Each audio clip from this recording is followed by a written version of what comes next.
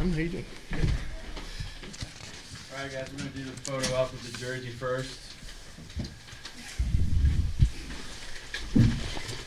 Where do you want us here? Here. Just right behind the table?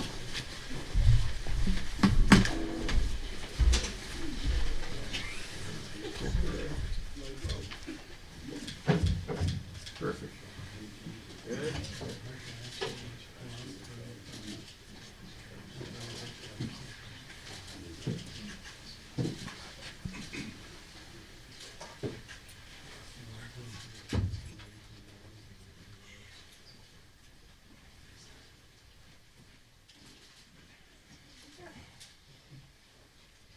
All right. You tell me when you're ready. Good? You can get that. Got it? Okay.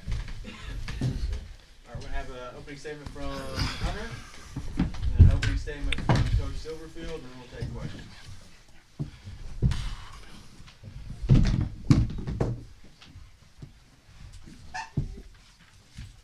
Well, good afternoon, and thank you all for being here. And I think it's appropriate in an event like this that we take a moment to recognize a person that I know was a colleague and a friend to so many in this room, Nate Allen, who passed away earlier this week. This would have been a special event for Nate for sure, and his presence here today is truly missed, and I know that you all will join me in keeping Nate's family in our thoughts and prayers today and during the course of this week.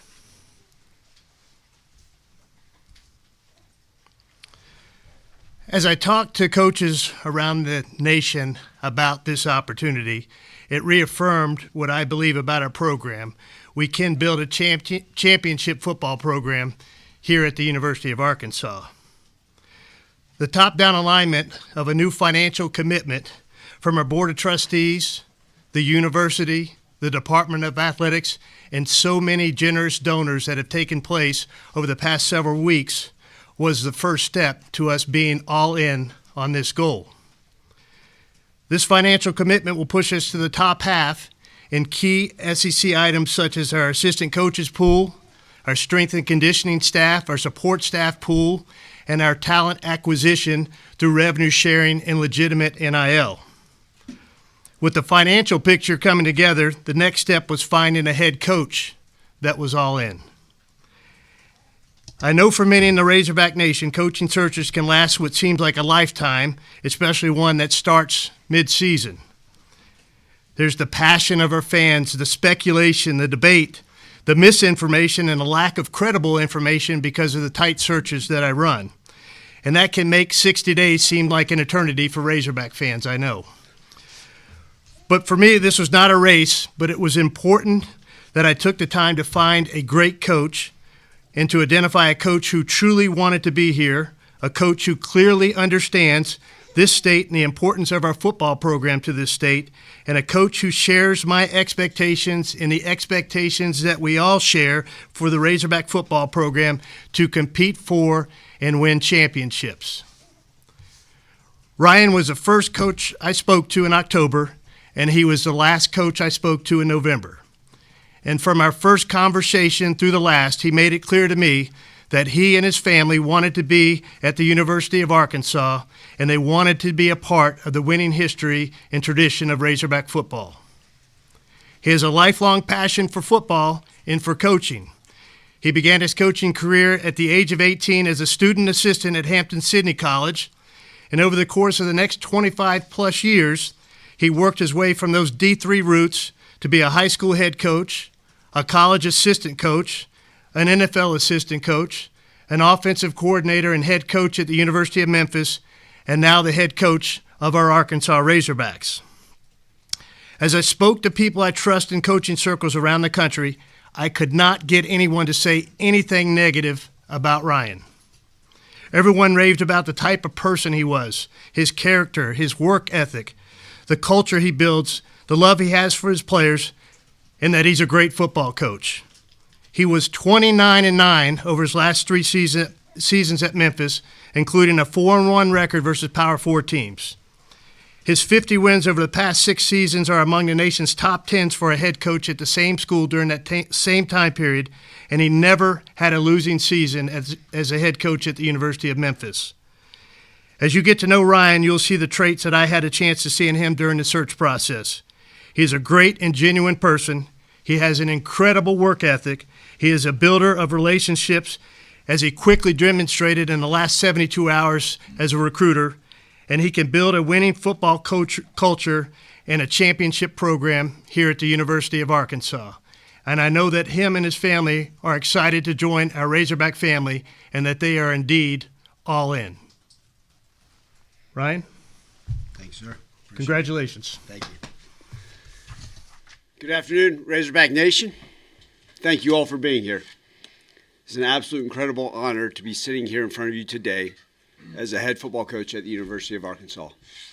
Those words carry weight. This program was built on toughness, pride, that stretches from the hills of Fayetteville to Moore Memorial Stadium and Little Rock.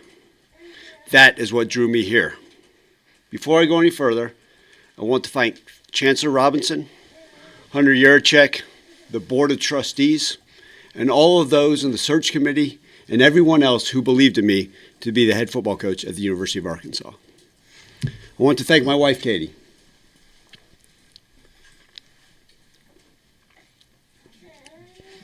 Those two beautiful girls sitting right there, Alumni and Cecilia. Anybody that knows a coach's wife understands the long nights, the countless questions, the uncertainties, the love, the patience, and Katie has existed every single one of those. Her love and passion for me and for the game of football stands tall. She's given me the greatest gift that any father could ever ask for, and two girls. And the love for those two, when I look at them, it's what I'm all about, family and football. Ally and Cecilia will make you guys very, very proud. And man, y'all look good in those outfits. That is who I am, family and football. I told the team when I met with them this Sunday that we will have to earn everything we get. Every win, every championship, every ounce of respect, we will have to earn it. Nothing is going to be given to us here, and that is how we earn it. So how do we earn it? How do we win an SEC championship or championships? How do we win a national title? We have to earn it. We have to empty the tank. We have to attack the work. We will respond to everything with toughness. We will never back down. We will guard our integrity, and we will do it together. If you listen carefully, that spells out earn it. That is our standard that we are setting today. We are all in, and we will earn it every day. Because this is Arkansas, this is a state not built on shortcuts or flash. It is built on early mornings, people that don't make excuses, and communities that fight for each other. From Frank Burrell's national championship team to the 1964 squad that set the standard. From Darren McFadden electrifying fans to Woo Pig Sooie throughout the Ozarks. This program is built on pride, resilience, and toughness. And it's time to bring it all back. Here's my promise. We will be relentless. We will play tough and smart. We will do things the right way, and we will earn it. To our fans from Fayetteville, to Fort Smith, to Little Rock, to Texarkana, Fort Smith, Pine Bluff, and all the towns in between, we need you with us. We need you to be all in. We want you to look at this team and say, they fight like Arkansas. Being all in together, we will rebuild it, we will earn it, and we will make this state proud. Thank you for being here today, and Woo Pig Sooie. Now, I think I got one more thing. Quincy? Quincy, you're all in for your senior year? Yeah! Let's go. KJ, you got something for us? I'm all in too. Yes, sir. Let's go. Some good news to get this day going along with the press conference. So You hadn't shared that with me. That's big news. that's big news. Yeah, I was good. Keeping it on the edge. Let's go. All right, we'll turn it over to questions. Trey, I think you've got to lead us off, right? Well, I think I speak for everybody, say welcome, Coach. I'm curious, Hunter, you said this is the first name that you talked to. I was wondering how that first contact went with both of you guys, and then just kind of the conversations that went on throughout that, and I'm sure you interviewed several candidates also along the way.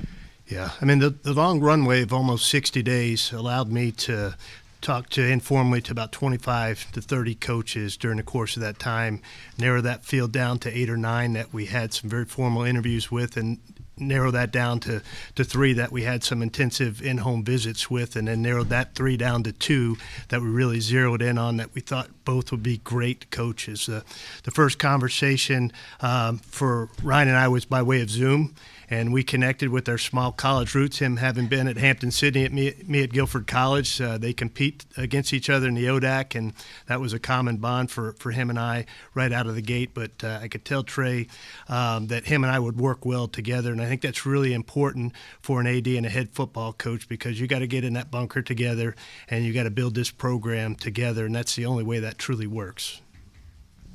Your impressions of the first contact and the conversations that followed? Well, listen, I've understood how much this football program, this university mean to this state.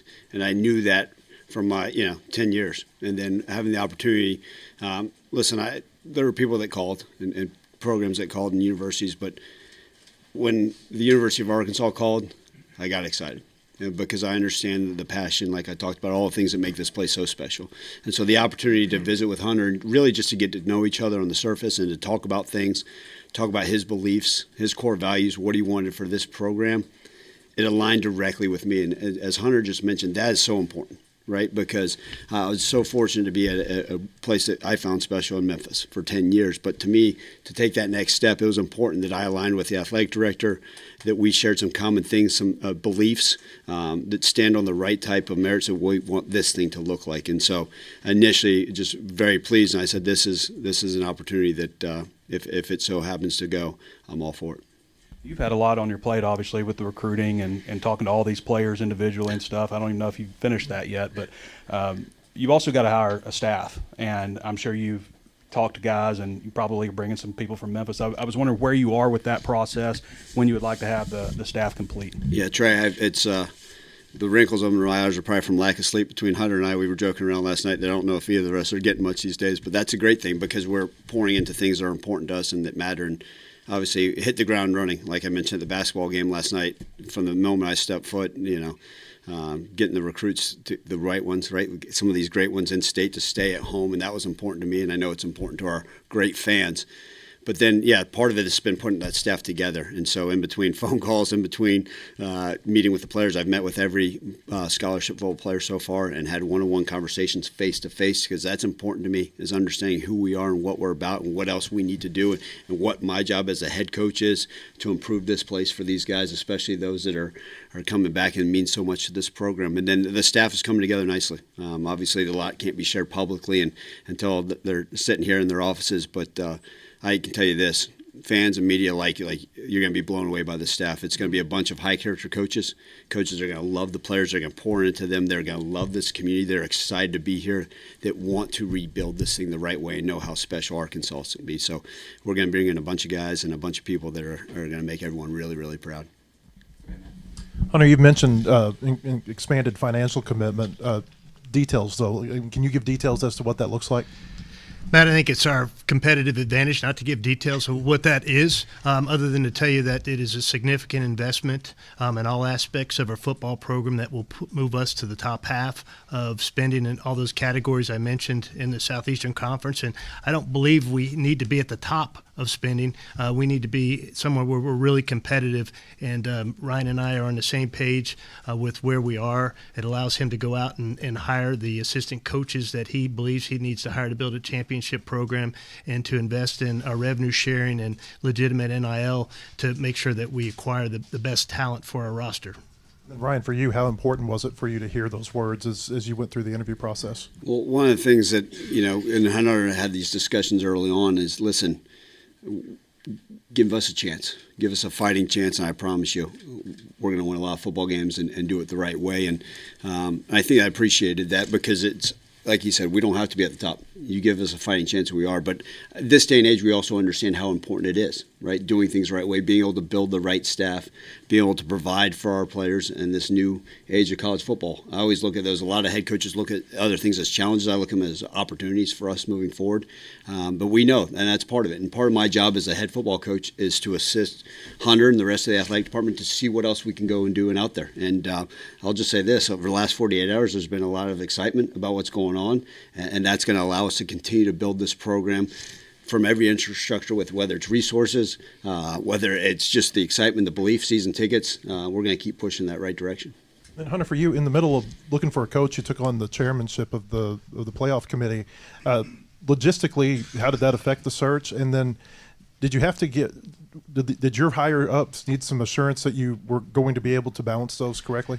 I mean, the benefit of being the chair and just on the CFP selection committee is I'm required to watch a significant amount of football during the course of the week. And so I was able to watch football, evaluate coaches, evaluate how their teams played, because I was required in my commitment to the CFP to do that. So it allowed me the opportunity to really see how coaches perform, their demeanor on the sidelines, how hard their teams play on both sides of the ball.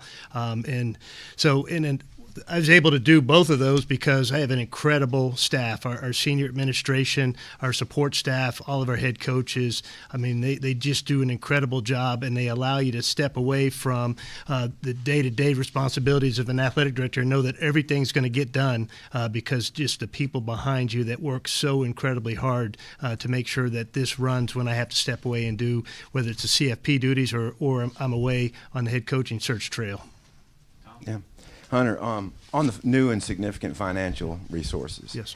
I'm wondering, the fans want to know, how much is on hand, how much is committed, how much is still to go? Where do you stand? We're not to the finish line, but I will tell you from a fundraising standpoint, we're off to a great start.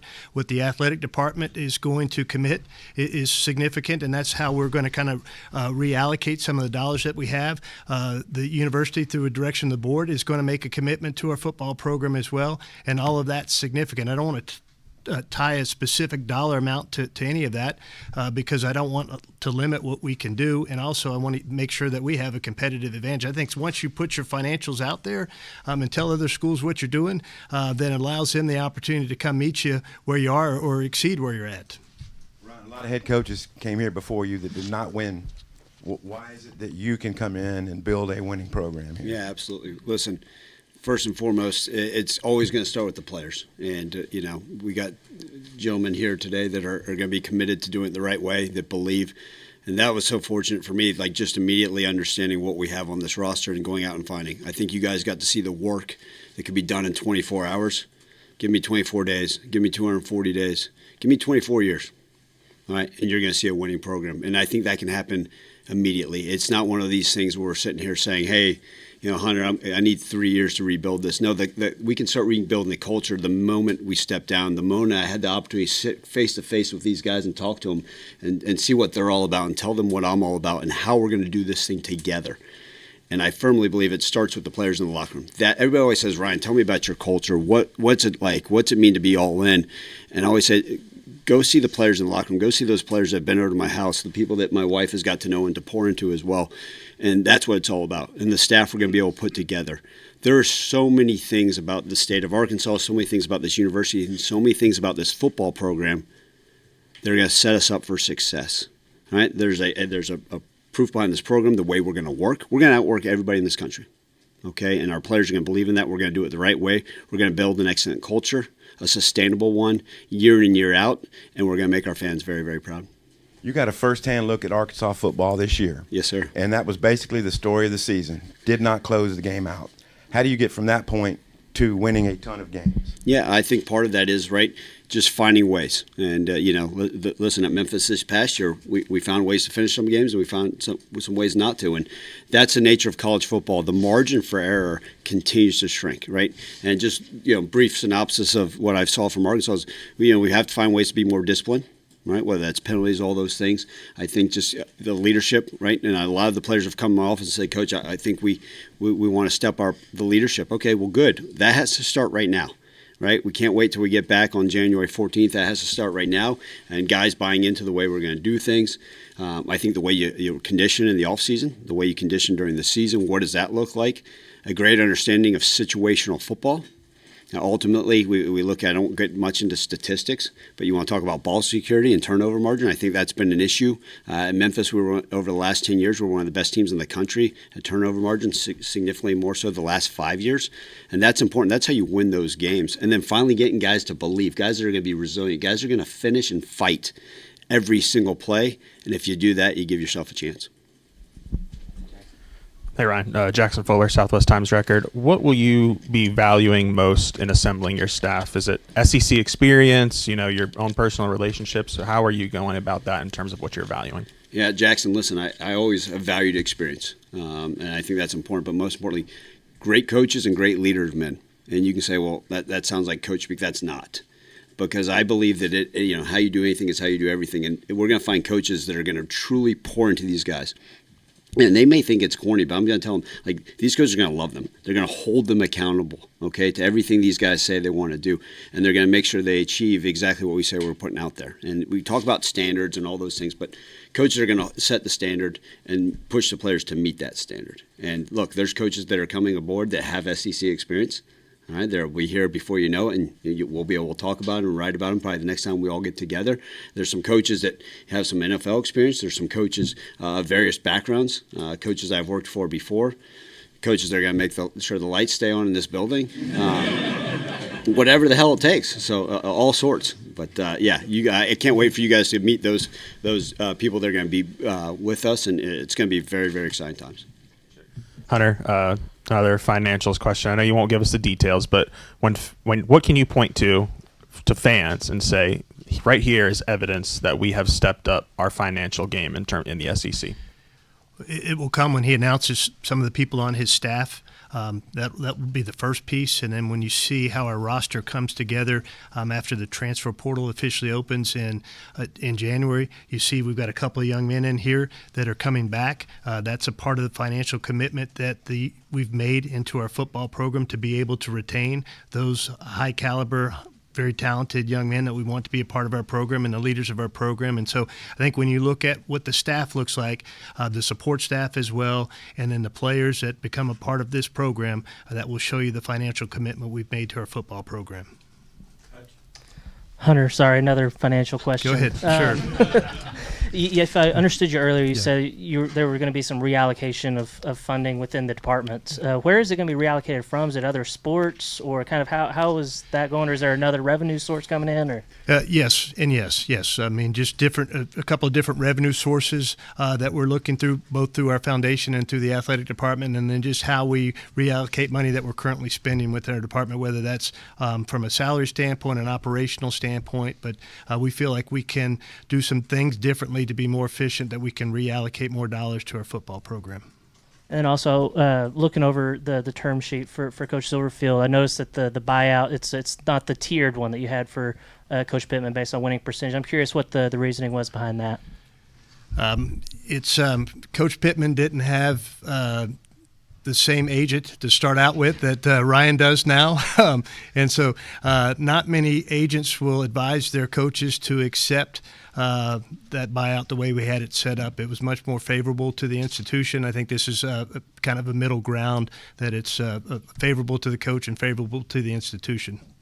And then, Coach, for you, I noticed that Scott Gasper is going to be a guy that's going to be following you over. I'm curious, kind of what role did he have with you at Memphis, and kind of how do you envision his role helping you here at Arkansas? Yeah, so I'm not sure what exactly is I'm allowed to talk about, because some things are certain. But there will be people joining us from Memphis. Some will have different titles, some will have different roles. But there are so many great people there. Like, I wouldn't be sitting here today if it weren't for that great staff at the University of Memphis and all those people, right? I think about 27 years of coaching, all the people that allowed me to get here today. But listen, as things come out, as people are able to get their contracts under, and we'll be able to discuss them at plenty. And I'll be thrilled to make time to kind of discuss the wonderful people that are going to be joining us here in Fayetteville. Christina Long from WholeHogSports.com. Heard one of your roles at Memphis when you were an assistant coach was some involvement in fundraising. Is that something that you kind of talked to Hunter about in the interview process, and something you plan on using here? Yeah, listen, first off, we know as a head coach, you have to wear every hat, right? Whether that's picking up trash, whether that's being a CEO and fundraising, whether that's getting my hands in the dirt and teaching a lineman, make sure they're stepping the right direction. But that was part of something that I took pride in. I understand the way college football is going, right, towards the NFL model, all these things, but you still always have to fundraise. I don't care if you're a head high school coach in Savannah, Georgia, or the head coach of Arkansas. That's part of what is needed. And until they say, hey, we're just going to play for free, I don't know if, and we're not playing with monopoly money, there's always going to be the need for fundraising. And so I told them, and I've told his staff already, it's my job to help assist that.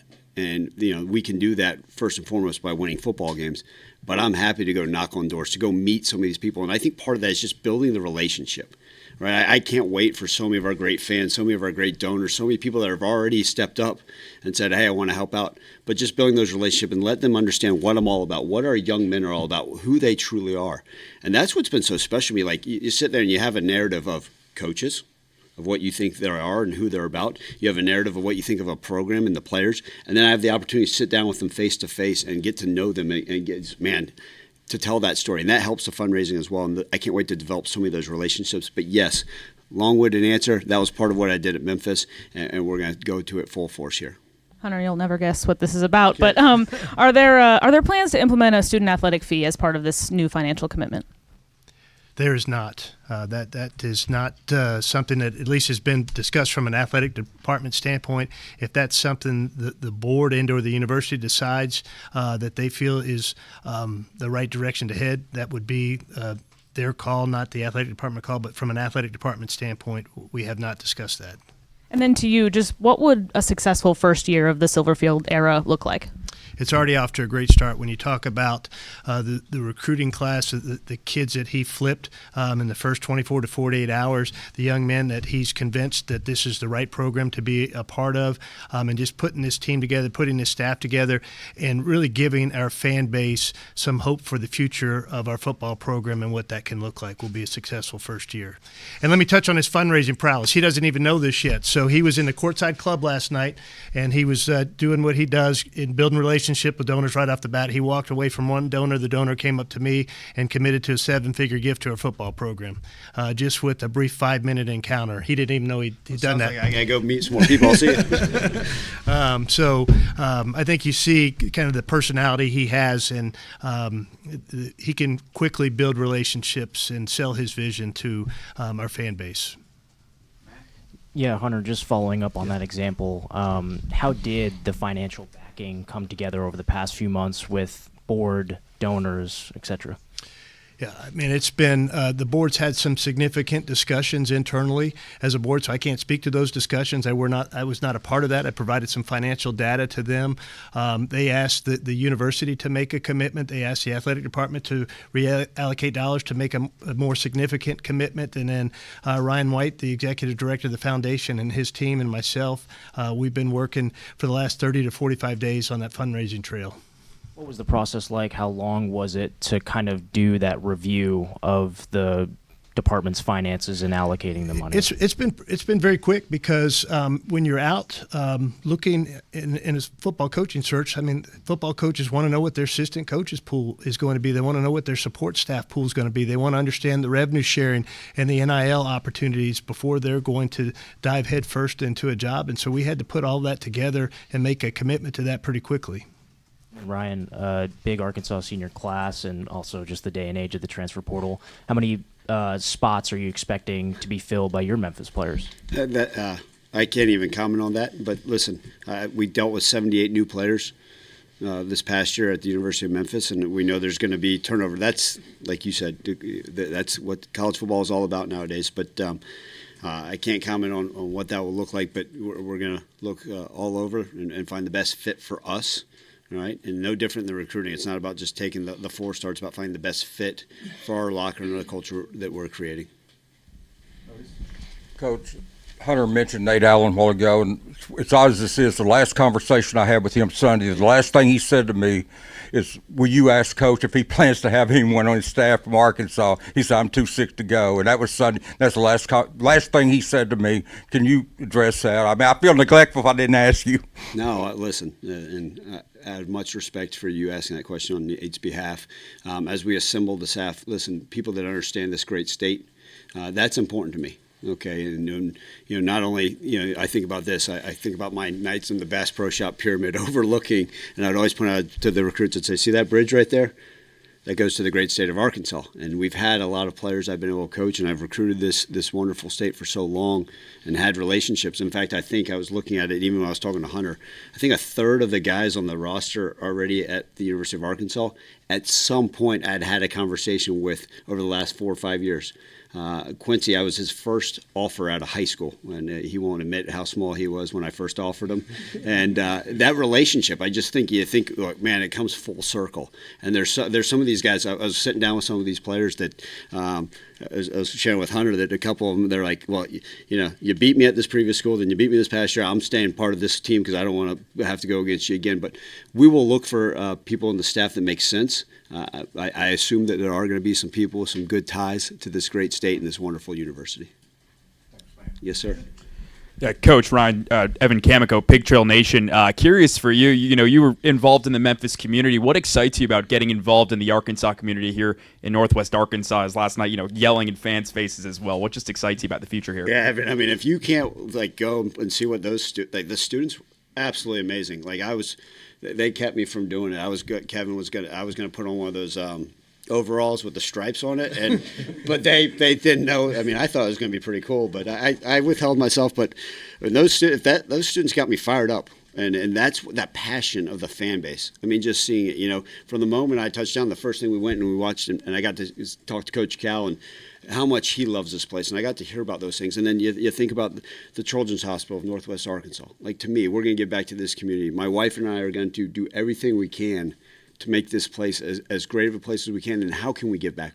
Like, what are some community things that we can do? We were 5th in the country at Memphis last year in community service hours, and to me, that's as important as anything we do, because I think if we can give back to the community, right, it means so much. And a lot of those people are going to be, in the stands and being season ticket holders. So whatever we can do, I'm all part of it. And I know there's a Veteran Affairs, there's a VA hospital here.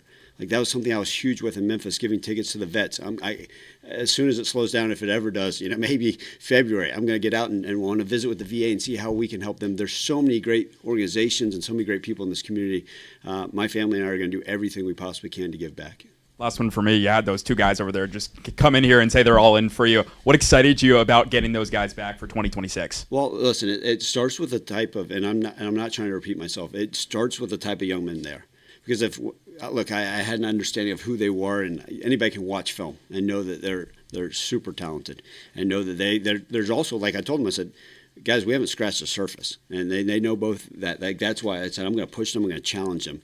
And when they sit there and say, "You're right, absolutely," and you sit down with a kid and you tell them you're going to push them and hold them accountable, and they start sweating and batting eye. I'm like, cool, get out of my office. Good luck to you. But those two, it's the mindset, the integrity, the approach. They want to be leaders. They want to see this team succeed, right? I told them, like, there's no more of this loser mentality. And they've bought into it, and in a quick term, and they're going to be the ones that infect the rest of the locker room in a positive manner and say, hey, this is what it is. This is what it looks like to be all in. This is what our culture is about. This is what Arkansas football needs to look like. So guess what? Just like what everybody said, wow, great first week. We're not even, I think I've been here for like 10 months, but I think I've been, a couple of days. Like, wait till the week keeps going on. Wait till the weekend. We're not sleeping, okay? We're going to build this thing the right way. And again, it starts with the great players that are already on this roster. Yeah, Anthony Christensen. Okay. Anthony Christensen, HawkSports.com. Ryan, I just got to see a little bit of it when Arkansas played at Memphis earlier this year, but I guess just what are the main, aspects of an identity you want for your first year, with the roster, with the coaching staff, et cetera? Yeah. I'm not going to give you a coach speak answer, okay? Just no different when people say, give us here's the deal. You're going to have a bunch of guys that love football. A bunch of guys that are going to be tough, a bunch of guys that are going to be resilient, a bunch of guys that are going to love each other, a bunch of guys that are going to work really hard to make this state proud. And that shows up in between the white lines, right? I truly believe, there's a direct correlation to how we do things off the field, the culture that we're going to build. It shows up on game day. And when people watch this, they're going to say, man, that team plays with relentless effort. That team cares about one another. And they're going to be disciplined, they're going to be detailed, and they're going to fight their asses every single day to give everything they have. Brian, congratulations, welcome. I heard a cut of yours in a recent interview about this is not a 3-year turnaround. This is something that we're going to turn around in a hurry. What's your message to the fan base for how and why that will happen? Well, it is. This is a different day and age. Things do take time. Right, the culture to build, you have to build that every single day, and that's what it's going to start with. And you're going to have to put the pieces together. And when I say it's going to happen, people say, well, project the number ones. I can't do that. I can tell you this, we're going to be the best in the country at what we can control. And that's right, the attitude, the effort, the approach every single day. Those things, we're going to be the absolute best in the country. But that's something we got to work to build. And there's going to be some people that are currently on the roster that are going to be back that we're going to have to make sure, hey, it may take a little bit more pressing. But these freshmen we're going to bring in, these young guys, we're going to have to develop them, right? We're going to recruit the heck out of high school football players and develop them. We're going to be the best in the country at developing. But what that looks like, similar to what Hunter said, is we're already starting to see a movement in how these guys are believing and what they want and a positive mindset. I already told them, we're changing out light bulbs the other night. I said, I want brighter light bulbs down here. And someone looked at me like, what? I said, yeah, not next month. I said, no, tonight, if I got to go to Walmart myself and start changing them out, I will. But that's part of it. I want these guys to say, man, this is different. This is going to feel different. And we're going to go earn everything we do. But, she knows exactly what I'm talking about. Yeah, when I FaceTiming her and at 12:30, she says, "Where are you at?" I'm still at the office. I'm up on a ladder changing some bulbs. No, it's just part of it, and I think it's a one step at a time deal. We're going to take this one day at a time, but if you do it the right way, it's going to show up in results on Saturdays. Hunter, just one quick one on the logistics. When we talked to you, when the change was made, you were one of the first ones in this cycle to make the coaching change. A lot more follow. Did maybe the number of openings complicate the search at all? Not really, Daniel. I mean, I think we're all kind of swimming in the same pond with the same coaching candidates when it all came to, when you saw how it all kind of fell out and fell into place. Many of the people that were in the final 8 or 9 that I talked to are now head coaches at other institutions, and so you do have to wait till some dominoes fall for sure. But I don't know that it overcomplicated things because there's always a lot of openings. This was an inordinate amount of openings, but it didn't necessarily overcomplicate it. It gave me an opportunity again during those 60 days to talk to the right number of coaches, determine who was truly interested, who was truly a good fit, who was not interested, who was trying to get a raise at their current institution, things of that nature, and then really narrow that field down to a group of quality coaches. Hi, Ryan. Overall, just what excites you the most about getting the opportunity to coach in the SEC, and how do you get Arkansas back to that standard of winning in the SEC? Yeah, Tyler, great question. I think it starts with we understand that this is the best conference in college football, okay? And the excitement of not just coaching the SEC, but coaching at the University of Arkansas, a place that I believe is going to set the standard in this conference, okay? And that may take a little bit of time, but we are going to be the standard of what an SEC football program will look like. And how do we get it there? Similar to what I said earlier, it's every single day giving everything we have and pouring into this program. As Hunter alluded to earlier, that the resources that we've been given and we're going to continue to fight for are going to be a huge part of stepping in that right direction. And then ultimately the players getting the buy-in, the work, right? I mean, they won't allow me. I made the joke when I was flying over the stadium landing here. I was like, man, it'd be great if we go ahead and start spring practice. Or maybe we can steal a couple of bowl practices or do something like that. I'll be itching and scratching to get on the field, get those guys in the weight room, start meeting with them, implementing our scheme, and teaching them what it's all about. And then this defense last year was kind of in the bottom of the barrel for a handful of aspects in the conference. I guess getting a guy like Quincy back is a great start, but how do you plan to reshape the identity of this defense? For sure. Listen, I've met with a lot of the current players and see where they fit and what our future looks like. It's always going to start with the current roster, okay? And then, what does that look like? Are there some young guys, I think, that may have not gotten playing time that, you know what, they just need to get – and they need the opportunity to continue to develop and maybe understand what the coaching needs to look like in order to get them to be able to step on the field. So there's going to be some guys like, oh, I forgot he was on our roster. I'm glad to see he's making splashes, and hopefully we get to see that in spring and then through OTAs and through fall camp and then on Saturdays. And then also, right, the portal is that you have to look and see if it makes sense to add those type of guys. But we got to explore, right, offense, defense, and special teams, and find the right type of people that will allow us to win games. Coach Silverfield, give you some synergy. Coach Broyles had twin daughters. His tenet for winning was some of the things you've already mentioned, turnover margin.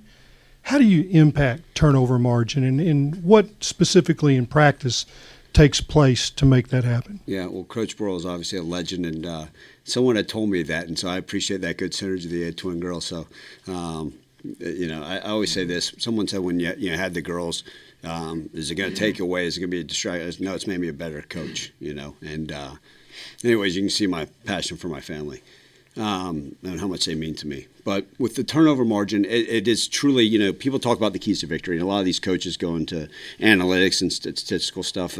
That's great, and that's what you do, right? You always got to have one more point than the opponent. So there's going to be some games. Maybe we win a game 3-0.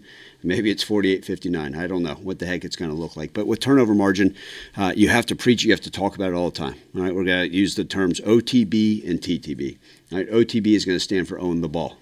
Okay, KJ and I were just talking about that this morning, and we kind of were joking around about something that's some of the stuff we did at Memphis. But when we talk about owning the football, it starts with everyday drills. Okay, so every coach in the country talks about take care of the ball, but you can notice, like, how does a team truly preach it with what ball security looks like? But you have to practice, you have to talk about it, and any time that it shows up, I don't care if it's a Tuesday practice on August 6th, if that ball security looks inadequate, you have to approach it, and you have to approach it right then. And the players have to understand there's a standard to ball security. The quarterback has to make great decisions. That starts with the snap. That also starts with the communication in the return game.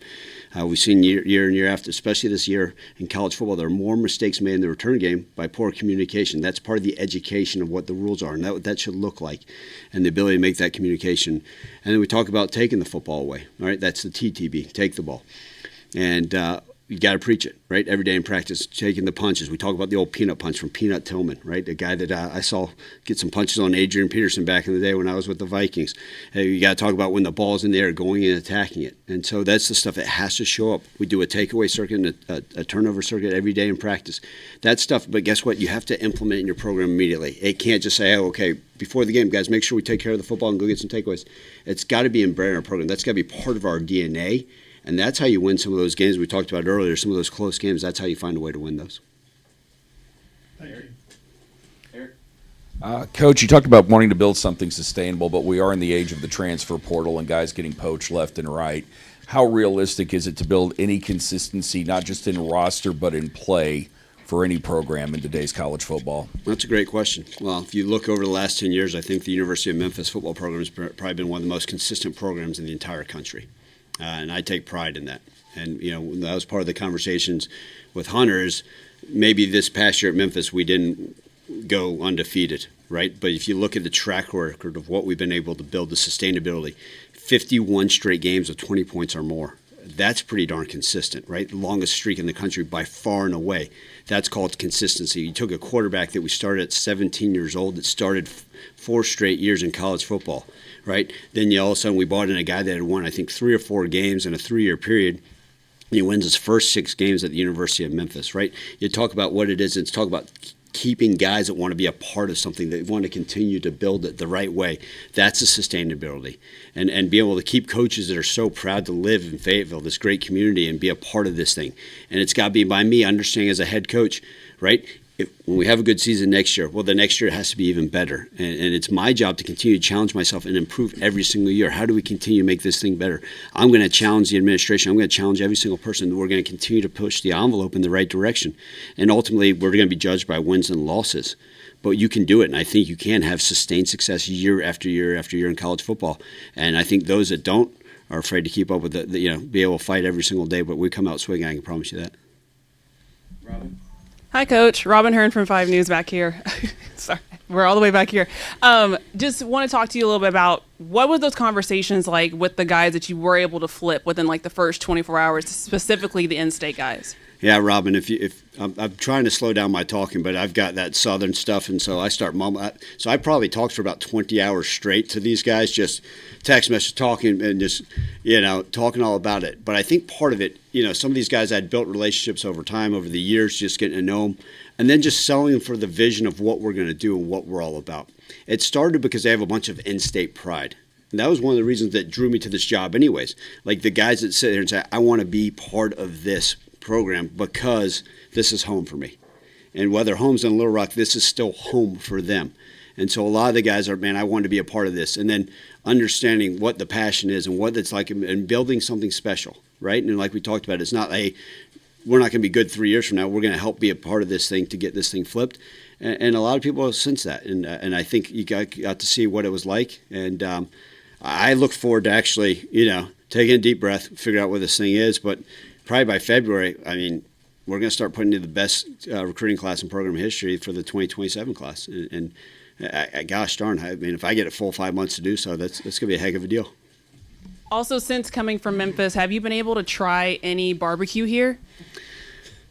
No, I have not. Most of it's been eating peanuts and stuff I can find. There's not a whole lot of opportunity to explore. Someone said, how's Fayetteville? I said, it looks really beautiful at 12:30 at night and at 4 a.m. But other than that, I don't know. I had to open my window today just to see, wait, there is sunlight out here. But because a lot of it's been just a lot of meetings, phone calls, and conversations, which it's been a blessing because it's been so many great people. Last night getting on the golf cart to the basketball game, I was like, okay, good. I get to see a little bit more of campus and see some of this stuff. But no, I look forward, and if people ever know, and my wife will contest to this, unfortunately, my weight gain is going to increase pretty steadily over the next 4 months, and I hope it's with a ton of Arkansas barbecue. You got any suggestions? Wright's is a big one here. Perfect. I think I know what I'm having for dinner. Yeah, it's more Texas style than Memphis style. Andrew just pointed out to me also that Houston Nutt had twin daughters, so maybe part of a requirement here. It was. I don't know if the checkbox. You've outlined a lot of things I think that are important qualities in a coach to be successful. But this might be a better question for Katie also. But a lot of coaches that are great have something that's kind of weird about them. Have some kind of idiosyncrasy or something. I was wondering what's weird about you. How long do you have? I think the press conference. Listen, to be a head football coach in college football, you've got to be wired a little bit differently. You have to be. When I got into this thing as a coach, oh, you're going to pay me $5,000 a year? Absolutely, let me do it. You've got to be a little bit crazy to think I'll do whatever it takes to make this thing work. And the hours you put in, the sacrifice you put in, and you got to understand. I think what's happened, and she'll tell you, sometimes it's okay, Ryan. You don't have to be so truthful to everybody. And anybody that's got a wife, sometimes you can be too honest. And she sometimes says it's okay to. Yeah, ours blunt. She tells me I'm very blunt. I've got plenty of things. I'm sure over time you guys are going to see that's a little unique. Probably ask Bray Cook, who spent a bunch of time with me over the years. There's plenty of unique things about me, but that's making me who I am. What you see is what you get. I think the players all saw it. A couple of them were going over KJ's house and man, that dude is. Yeah, he's real, and I like that word because that means there's not a lot of fakeness, right? I'm genuine. I'm going to tell you what I think, and if I'm wearing socks from 20 years ago from Walmart, so be it. With my new suit, it's part of who I am, and I think it's going to resonate because people are going to see the real me every single day, and I think the players are going to love it. I think people are going to understand, man, cool, he's one of us. I always felt like with the transfer portal and NIL and stuff, it's beneficial for Arkansas if things can be embraced from a financial side of things because the state in the area doesn't produce just a whole lot, produce some good players, but per capita it doesn't. But I'm curious, and you could have a lot of turnover this year, obviously, with players hitting the transfer portal, and you experienced a lot of that last year at Memphis. But moving forward, what do you think is a good balance for Arkansas in terms of recruiting and adding players from the transfer portal each year? Yeah, Trey, it's interesting. I think every year is going to have its differences. this would be probably the least amount of high school guys we ever signed. I didn't want to sign guys that I didn't actually have an understanding of who they were, right? Obviously, there was a handful of guys who were committed already, and we honored those. But then most of them I at least had an opportunity to get to know. And anybody I'm going to bring in our locker room, right, I'm bringing a part of our family, right? They're going to come over to the house. They're going to be joining the vets. I think that's as important. So we're going to do a great job recruiting. If I were to throw out a random number, anywhere from 20 to 30 high school kids every single year, and being able to develop them. And then, what is it? Like if we only need to fill 10 spots in the portal, and some of those may be a third string guy that I got to bring in the portal, right? Everybody always assumes you bring a guy in the portal, is he a starter? Well, if a redshirt freshman goes in the portal and he's not ready to play, but maybe in a year from now he can fit your scheme, then so be it. But it's finding that right balance. But we are always going to rely heavy on high school recruiting, and our job as coaches is to develop those guys. A lot of times when there's a new coach, there's some quarterback turnover. KJ obviously said he's coming back. I'm just curious, can you outline maybe like how big of a priority that was for you, and just what is it about him that made you come here and say, I want this guy to stay, instead of maybe going out and bringing your own guy in? Well, I'd been able to watch, obviously, studied some Arkansas film prior to playing them, and I knew his background. And then really over the last course of a few days, just being able to, more than anything, right? Like I mentioned earlier, the film study speaks for itself. And he's got a unique skill set. He's very talented. Even as of this morning, we were actually watching film together, right? Going through some things and talking about it. Like, hey, I know why this throw went to this way. And I certainly don't specialize myself as a quarterback guru. The last time I was a quarterback coach was 2005. But just talking through things with protections and just getting his, the understanding of the way he processes, right? The care, and you hear other teammates talk about what a leader he is and how much it means. And so that stuff is huge. And the success of a team, ultimately, quarterbacks get too much credit, quarterbacks get too much blame. But I think KJ's got a bright future. Coach, you were asked about your defense earlier. I'm curious about the offense. Kind of what do you envision X's and O's wise? Kind of what do you want on that side of the ball? Yeah, listen, it's going to be similar to the same offense I've run the last 10 years. Like I said, again, credit to the players. We had wonderful players, but it's been really one of the most consistent, successful offense year in and year out. And part of that is turnover margin. Part of that is just having great players making plays. And that, to me, is huge, right? But when it's all said and done, we're not a tempo type team. Okay, we're not an air raid type team. Everybody's got a unique name for something, right? It's pro style. Do you have to huddle? Well, if we're not always going to be looking to the sideline for signals. 90% shotgun. Okay, we're going to not as much pistol as had been done here in the past, which was something I was even studying as of this morning, and just variations, right? But my job is to put the players in the best opportunity to succeed. So if it's out there being in more 11 personnel, if it's if all of a sudden we got certain deals, and if we're short yards goal line, are we more of a 13 personnel? Is that 22? But it's my job and our job as coaches to develop the scheme based off of our players. I think you get so many coaches will sit there, well, he didn't fit my system. No, you're a bad coach. You need to change and adapt to what the players you have. So even as far as skill sets of a quarterback, what the receiver size is, speed on the field, what's your running back situation, your line situation, how much outside zone compared to inside zone. If you got a bunch of 355-pound O-linemen, then how much duo are you running? So look, all that goes hand in hand. That's my job to figure that out. I'm excited to play the first game, but I think I got a little bit of time before I got to determine exactly what plays are going in. And then going back to the high school recruiting, you announced 17 signees yesterday. You've got today and tomorrow in the early period and then the February period. Are you looking at adding any more high school guys, or does it shift to more portal? Well, I think we got to see I think sometimes there's been some guys that hadn't signed yet. And if they fit with what we want to do, we're going to always do that. I think if we can add anybody that is going to add value to the locker room first and foremost, and then value to us on the field, we're going to explore it. And so to sit here as we continue to look at the roster numbers, but as always with everything, expect the unexpected. Yeah, Hunter, you mentioned at the start that when you run a tight search, it can create a lot of speculation. There's a notion out there that maybe this was a disorganized search. How would you characterize how it went? From my perspective, it was very organized. It went from roughly 25 to 30 coaches down to 9, down to 3, down to 2, down to 1. I know because Kyle would come in and say, this name was floated out there yesterday, this name was floated out there.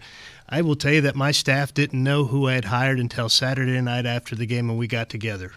And that was the same way the entire search. And so I just feel like out of respect to the coaches, especially running a search during a season where coaches are coaching other teams, and I have the ultimate respect for what those young men in those other locker rooms are going through when their coaches interviewing for jobs. And the calendar we have right now in college football makes it incredibly, incredibly difficult to have the level of respect that I want to respect. And that's why I run a tight search. It's really out of respect for those coaches that I'm talking to, because I don't want rumors to be floated out there. I'm not trying to get somebody else a raise. I'm not trying to hurt them and their program. I'm trying to acquire the best coach for the University of Arkansas. And so, again, no one knew on my athletic department staff until Saturday night after the Missouri game who we were hiring. Speaking of Saturday night, I noticed on the term sheet you both signed it Saturday night. What was the timeline like Saturday when it was offered, agreed upon? How did that go? Yeah, Ryan and I had been communicating last week. He had a game against Navy, and I wished him good luck. It didn't turn out the way he wanted it to. We communicated some on Friday. He wished me good luck heading into the Saturday game. We visited some during the game on Saturday. I stepped out of my box and at halftime and went and called him. And then we officially got everything wrapped up late Saturday night. Thank you very much. Appreciate all y'all coming. Thank you. Thank you. Why don't y'all wait 3 days?